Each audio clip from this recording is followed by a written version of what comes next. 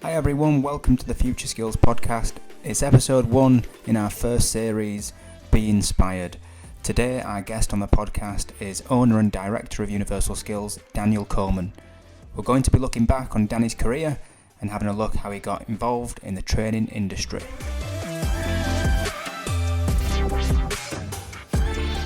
Danny, welcome to the podcast. Thanks, Dan. Good to be on. Really keen to get you on for our first episode, Future Skills podcast that we're launching. I think your story is really inspirational in the training industry, and I think it'd be good for other people to understand that. So, how did things start for a young Daniel Coleman? Taking me back now. Right. How far back do you want me to go? I think starting out, really. I think, the inspirational stories that we want to focus on of this first series is, how did people start off in work? Where did you start? How did things start for you in your working life? It was a bit mad for me, to be honest. I mean, I think a lot of it comes from your upbringing in terms of, your parents and sort of friends. And I think my sort of parents, and friends are still doing the same things as they was sort of 20 years ago, which is great. But that's all I sort of knew. And I was always very inquisitive, me, growing up, and wondering, well, how do I do this? And why can't I do that? So I think, in fairness, it wasn't till sort of mid to late 20s till I got into sort of construction. Sort of fell into a labouring job, working with some plasterers, and then from there I started plastering and found my thing that I thought, I love this. This is amazing. Again, I have friends in the construction industry, still do. I loved it, and I was happy to do that. So sort of got myself qualified as a plasterer, and loved doing that. But the main thing for me was a few years in the aches and pains that were starting. So, I was always thinking, I can't do this forever. So what else could I do? And over the time I was plastering, I did have a couple of apprentices, which sort of was really fulfilling in terms of, giving somebody a skill, teaching them a skill, and then seeing them progress. A couple of lads who I had as apprentices are now, running successful businesses. So it sort of led me to teaching, wanting to sort of give something back.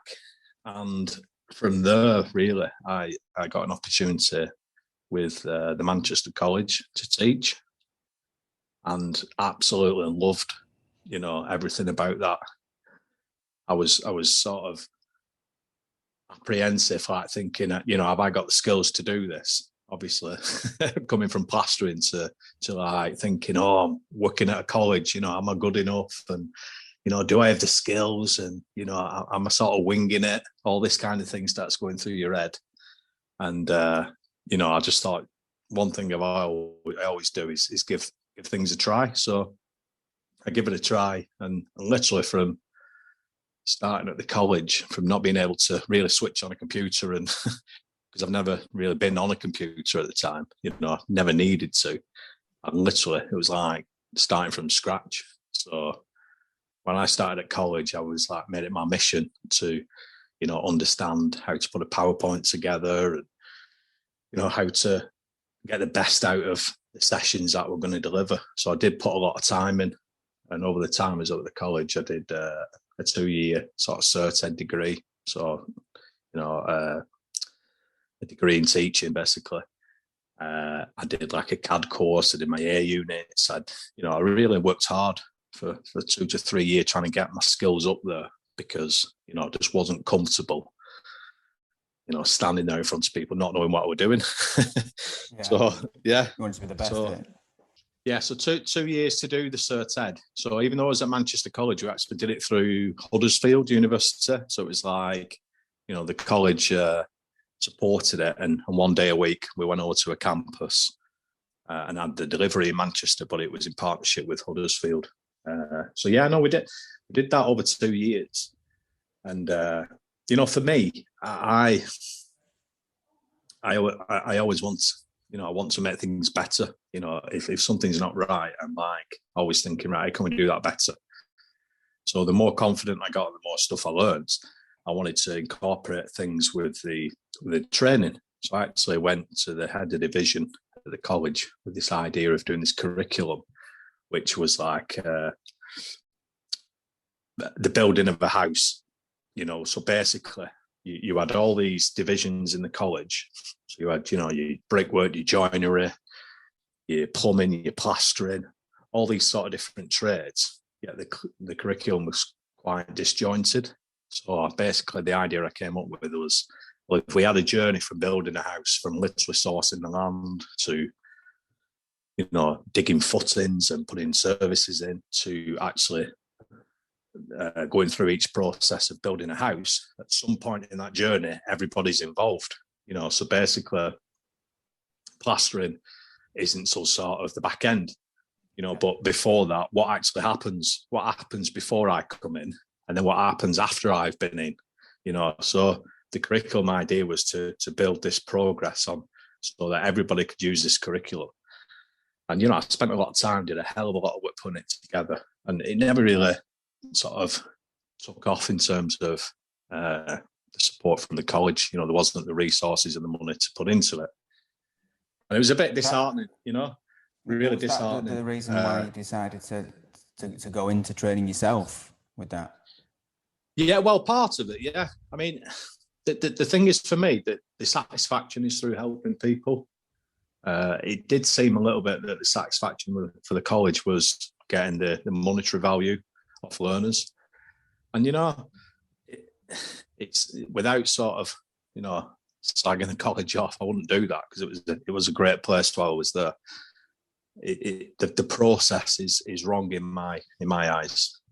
I remember that the turning point for me was when we had an open day. So you got all your new starters coming in September for the academic year. That process was basically like herding cattle. Everybody was pushed into a room where they do initial assessments, and then from your initial assessments, you was like, okay, you've got level 2, which is academically really good. So you want to be a gas engineer. You're entry level 1 or entry level 3. So you want to be a bricklayer, and you were basically pushed in the direction based on your academic levels. There was no consideration of, it's a trade, so hand skills or, anything else. And basically, I was in a classroom with sort of 16 kids, 18 kids, and then basically they'd signed up for a 2-year course in plastering, and they didn't even know what plastering was, Yeah. So how can you sign up for a 2-year course and not even know what it is? Yeah, and you'd think, well, who'd do that? Well, that's what happens, Yeah. So basically, I started reverse engineering the process, so start from the end. So the first session we had, I got everybody together and I said, listen, you've all signed up, for a 2-year course to become plasterers, which is amazing. It's the best trade and all that. And I said, I'm going to actually show you now what you'll be able to achieve in 2 years in terms of the skills you're going to, the skills you're going to learn, and the money you can make through jobs that you can do, etc. So I put a DVD on, and it was a guy sort of plasterboarding, skimming a ceiling, doing a bit of rendering, etc., etc. And then at the end of that video, I basically said to everybody in the room, is this what you expected? Did anybody think it was going to be something different, etc.? And we had a conversation, and at the back end of the conversation, it became apparent that 2 people didn't want to do plastering. So I said, listen, now's the time to put your hand up and say, I don't want to be a plasterer. I said, because I'm not going to kick you off the course. I'm going to actually find you something that you want to do, and literally 2 people put their hands up. And I put one into joinery, and I put one into, I think, brickwork or tiling, I think it was actually. And about 6 months after, I'm walking across the yard, and this lad come up to me and he said, excuse me. I said, you don't know whether you remember me. He said, but you put me on a joinery course at the beginning of the year. He said, I just want to thank you, because it's, I'm absolutely loving it. And if I'd have done plastering, I wouldn't have stuck at it, So there's a big thing in my eyes with sort of retaining students and keeping them sort of engaged, but the first thing you've got to do is sort of explain what it is that you're doing, and then what you're going to do, and help them with the progression.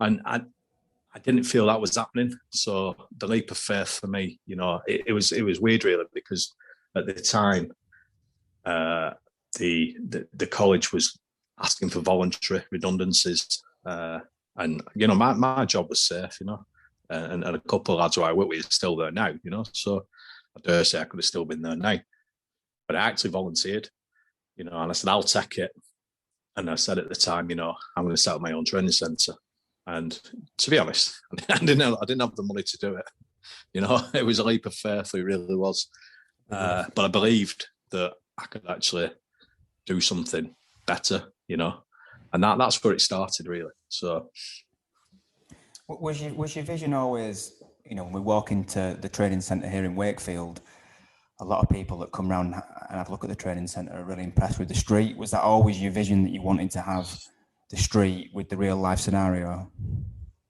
Yeah, well, I mean, basically, I actually met a guy who at the time was built his own business with engineers. So I sort of stumbled into smart metering as an opportunity, but I actually met a really good guy, a guy called Gareth Openshaw from at the time Trojan Utilities, and it was like kindred spirits, He was very, very similar to me and passionate about the engineer side of things, and I was passionate about the training side of things. So, we actually sat together, and he'd built his business reverse engineering the process of an engineer, because he'd been an engineer and wasn't happy in, he thought it could be done a lot better. So he built this an amazing business that, really looked after the engineers, was really slick. And obviously we both recognised that there was going to be a shortage in the industry. So basically through some conversations, I would ask Gareth, right, if basically you as an engineer, what would you expect? What would be good for you as an engineer? And for me personally, I was like, if it was my experience, if I was going through a new training course and I knew nothing, I would want, this real life scenario. I'd want to work on stuff. I mean, basically, I worked at the college, and the college bays were all, from a plastering point of view, flat walls, joists that were even. And that's not reality. Your first plastering job, you could come to a Victorian house and the walls are all over the place and the ceilings are all over the place. And straight away you're thinking, well, it worked like this in college, so it's not reality, So there were two things for me. Some work experience is key, but also going through a progression on your training journey. So, your stage one is the early stages where you do want to, from a smart meter on a gas point of view, you want, and when you're soldering pipes, you want to be burning stuff. There's no point in going in a training centre that says, well, you can't burn in the bays because, we're going to have to keep replacing it. That's not good enough because that's what you do out on the job. So basically, we're trying to train you what you do on the job. So the journey was really, through my ideas, through Gaz's ideas, was, formulated over sort of 6 months, and we started a proof of concept centre, which was actually in Clackheaton at the time. So we got this proof of concept, and literally built the centre, and then it was down to me then to sort of take it to industry. But I believed in it. I believed in what we were doing. I believed the journey was the best journey within this smart arena. And before long, we started getting attracting some really sort of good clients, and we had a new entrant. We were selling courses to get people into the industry, for a good 12 months, and obviously to bring some cash into the business. And then we realised there was a turning point when we realised that we shouldn't be selling it to people. There should be an apprenticeship, so we help support the apprenticeship with a guy, ex-BG guy at the time, I can't think of his name, David, I think he's like the CEO of Babcock's now. So, a switched on guy. That's it, David Marsh. Yeah. So he headed the apprenticeship, and obviously we supported it as a centre.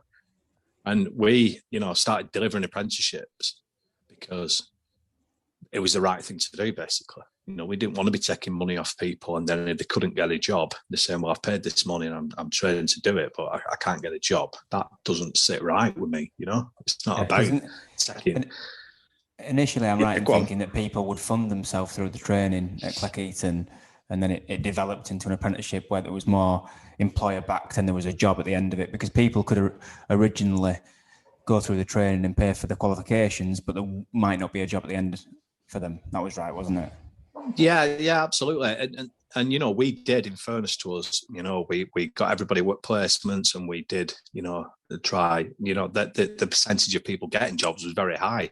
But even if you've got, a 2-3% of people that aren't getting work, that's not good enough. It's basically, they've put all, they might have borrowed money to do this course, and then all of a sudden they're not working. It just didn't sit right, So we did some work with Paul Mumford from Such. That was the turning point for us. He really believed in the apprenticeship route and pushed that. We took that to clients, and got some big clients on board. Siemens being sort of the main client for that. And yeah, that sort of revolutionised the business, really. We went from there to opening the second centre then, and eventually a third centre. And in fairness, I mean, it probably grew too quick, too soon. From the space of from a standing start to within 3 years, having, in essence, 3 centres and 65 staff was hard. Really quick as well. And it did sort of, the walls did come in at a point when the smart meter program was delayed, and there's certain things out of our control. And a big thing for me was checking we had a lot of staff that were the wrong staff for our business. We was quite dynamic, and we took made some bad decisions on hiring the wrong people, thinking that people who were qualified are the right people. But it was more what we're trying to do, what we've learned now, as you know yourself. Obviously, we've done a 360 now and sort of like rebuilt the business, and the culture is right now. So not only have we got qualified people, we've got the right culture. So, there's been a, sort of 7-8 years in now, there's been a big learning curve, a massive learning curve, but, it's so pleased in what we've achieved, within Smart, and obviously what we're going to achieve in other industries. I know EV and electricals are big industries for us, and we've got a lot of experience, and I think the way we do things is basically the right thing to do. Obviously I'm going to say that is, but you look at how many people we've actually put into work now, with the help of Search and other employers, MDS, Ovo Energy. I mean, we've done all of those trainings since day one on the apprenticeships. We've trained for SSE, Morrison's Utilities, and there's been a lot. I've probably missed some others out, but there's been a lot. And I think looking back, you referenced there the 3 training centres. Would you say the biggest challenge has been the growth? Because you just alluded to it there, that you had to grow quite quickly. There's a demand sort of almost overnight when it took off. Was that the biggest challenge for you, the growth, and having to sort of, go from 5 members of staff to like 60 very quick? Yeah, it was massive. I wouldn't do that again as fast. Again, it was one of them. Just keep going. I mean, to actually build these centres and do the amount of training that we did, and in that space of time, people, used to walk around and couldn't believe what we'd achieved in such a short time. But that was always the ethos, just keep going, I think just sometimes it's better to have one step back and look a bit more strategic rather than just, sort of head in the clouds. But that was the biggest learning curve. I mean, the biggest thing for me is the right people, because you can have the best centres. You could have, the best centres in the country, but filled with the wrong people. It's just a pointless place, Yeah. So yeah, I mean, lessons learned. I would probably go a little bit slower and be a lot more thorough with the process of getting the right people on board. I mean, you look at companies like Gymshark. I mean, I'm not comparing us to Gymshark, but in terms of what they've achieved, it's built on this culture and you look at their culture and how they treat the staff and the way they do things. That's like really inspiring. And I think it's the way forward. Personally. What's your biggest accomplishment? Because there's been a lot that's happened over the last 6 or 7 years. Through 3 training centres, different staff, different companies that have worked with Universal Skills. For you, when you look back, what's been your biggest accomplishment? I think just helping so many people. If you think we've probably trained and put over 1,000, 1,500 people into work, that's probably more than most job centres around the country. So I'd say that, we've had people that were, we've had ex-military leavers, we've had all sorts of people in all different ages, from young 20s to, have we had people in the sort of 50s and 60s? It's just been unbelievable, and to have somebody come in and it's changed their life. I mean, there's a lot of money in smart metering. If you get into smart metering and you reskill yourself, you're going from, a lot of these people have been, sort of earning 16, 18K a year. And then opportunity. Absolutely. What other job can basically give you a van, tools and up to 30K a year for nothing, funded. It's incredible, really. So, obviously that for me is a massive achievement, just the help that we've given people. I think we've helped so many people. I've met some great people along the way. So I'd probably say the people I've met and with the people we've helped is the greatest achievement. That's good, and you're right. I think it's probably approaching 2,000 now. As we get towards the summer of 2021, it's almost 2,000 people that will have been helped to get jobs and into work and given new skills and have fantastic opportunities. With this series, with the series that we're doing to kick off the podcast, we're looking at inspiration, as you know. And if you could go back and give yourself one piece of advice starting out, I know you've said maybe you'd take one step back and slow down a little bit, but to your younger self, what would be the one piece of advice you'd give yourself starting out in work? Well, like I say, for me, it was sort of a little bit later on in life. So I was like sort of mid-30s when I set up this, and it was only working at the college, from being on the tools, that give me basically confidence and belief. And I think that's everything. If I could talk to myself as an 18-year-old, it would literally be to choose what you want to do, believe in it, and it will happen. Just work hard. I think people limit their beliefs in, well, I can't do that, or they sort of set themselves up to fail before they even start. Because they can't see a way. I mean, I left college with no money, or tell a lie, sort of about £8,000 redundancy to set up a training centre. And you'd be thinking that now logically. If you thought logically, at the time, 2 young children, a mortgage to paying bills, if I thought logically about, can I afford to set up a training centre, the answer would have been no, so I wouldn't have done it. So I think you can do anything, you can achieve, and there's always a way. So I would sort of give myself that talking to. There's no limits. Be prepared to put the work in. Believe in yourself. Absolutely, yeah, absolutely. Oh, that's good. And I love the story. I remember 4 years ago now, so this month, coming to look round Wakefield and meeting you for the first time, and all I could see was forklift trucks. And you told me what you was going to do, and you did it. You said we're going to have a house here. This is going to be stage 1. This is going to be stage 2, and I bought into that vision, and it happened. And It's been But incredible to see. yeah, but I mean, again, as a classic example of somebody chomping at the bit for an opportunity, yourself, and I said this to you on many occasions, not everybody wants an opportunity. Some people will get an opportunity and turn it down because for whatever reason. So, the opportunities are there. It's just, when you came around the centre, I just seen the passion. You were so enthusiastic and wanted to do it. That's what people want. That's what people are looking for.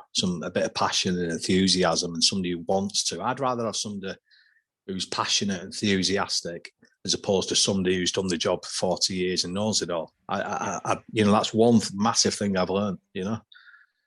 It's you can't buy that. you can recruit people with qualifications, but you cannot, give them the passion. So, I agree. And again, it's worked out all right for yourself, hasn't it? I mean, again, running the centre now, I don't think, the centre's never been as good, and I think getting the right people, the right skill set, the right mindset is just, will take us to the next level. I appreciate you saying that, and I've said it to you recently, and I genuinely believe this. It's great when we show people around the training centre, and they're in awe of the facilities. But our biggest strength as a company, as a training organisation, is the people. And as you know, it's taken a while to get to that position where we've got a fantastic team. But the team is fantastic, and it'll continue to evolve, I'm sure, over time. And we'll make it better and better. But finally, Dan, just to wrap things up, it's been really great this. But finally, where do you see the training going over the next few years? Where do you see it over the next sort of 3 years? Do you see many changes? Yeah, well, I mean, obviously with everything that's gone on with COVID and everybody being at home, there is now a lot more stuff you can do online. I think people are more open to doing more online than there was a couple of years ago. I had an idea about 4 or 5 years ago about doing an online sort of platform, but again, if we had developed that back then, I don't think it would have been as successful as it would now. Just through change that's happened out of everybody's control. We as a company always look forward. We're always looking for the next thing. We're always looking where we can add value. And in terms of the space we're in with renewables and, the EV, which again, we're early adopters of the EV charging and already, delivered significant courses on that. I personally, it's not going away. Look at the government incentives and everything that's happening with renewable energy. That is going to be our sort of our destination in terms of training from renewables, electric. You look at the gas in terms of what's happening with the different technology that's coming out. Hydrogen and ground source heat pumps and things like that. So it's exciting. It's exciting times, and there's so many opportunities out there as well. There's so many opportunities. For individuals that's new to this area, that want to sort of train and get upskilled or want to cross-skill, there's opportunities to set up your own business or work for a company, So it's exciting, it's very exciting, and I think the future is going to be really bright. Brilliant. Well, it's been great to have you on, Dan. Thanks for taking the time out. And no worries. Thanks very much. Thanks, Dan. Take care. Speak to you soon. It was great having Danny on the first episode of the Future Skills podcast. We've lots of great guests lined up for the first series, so be sure to like and subscribe to the podcast, and we'll speak to you all soon.